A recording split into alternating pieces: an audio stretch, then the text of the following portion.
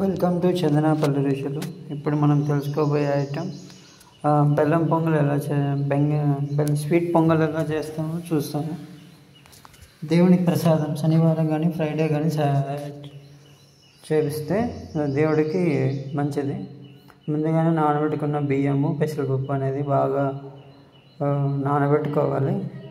నానబెట్టుకున్న తర్వాత 3 to 4 hours తర్వాత బాగా కడిగి ఒక బౌల్లో తీసుకొని బౌల్లో ఉడకబెట్టుకోవాలి. ఉడకబెట్టుకున్న తర్వాత దానికి సరిపడినంత బెల్లము వేసి బాగా పాకంలాగా పెట్టుకొని యాలకులు అవి వేసుకొని బాగా కలబెట్టుకొని, అంటే బాగా వేడవ్వాలి, బాగా ఉడకాలి. దాంట్లోకి నెయ్యి కూడా యాడ్ చేసుకోవాలి. ఈ విధంగా నెయ్యి ప్లస్ బెల్లం యాడ్ చేసుకొని బాగా రొటేషన్ అనేది చేయాలి.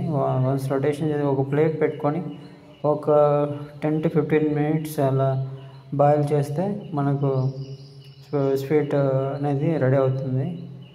స్వీట్ పొంగల్ లాగా అంటే బాగా టేస్టీగా ఉంటుంది. ఎప్పుడైనా ఫ్రైడే కానీ సాటర్డే కానీ ఏదైనా ఫెస్టివల్ అప్పుడు కానీ ట్రై చేయండి, చాలా చాలా బాగుంటుంది.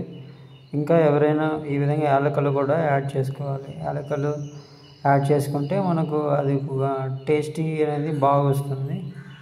మనకు తర్వాత వచ్చి మనకి బాగా రొటేషన్ అనేది చేసుకోవాలి.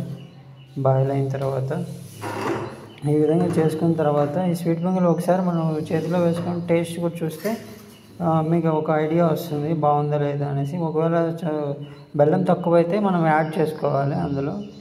ఓకేనా? కొత్తగా ఎవరైనా చూస్తే please like and subscribe, comment చేయండి. థ్యాంక్స్ ఫర్ వాచింగ్ చందనాపల్లి రుచులు. Thank you.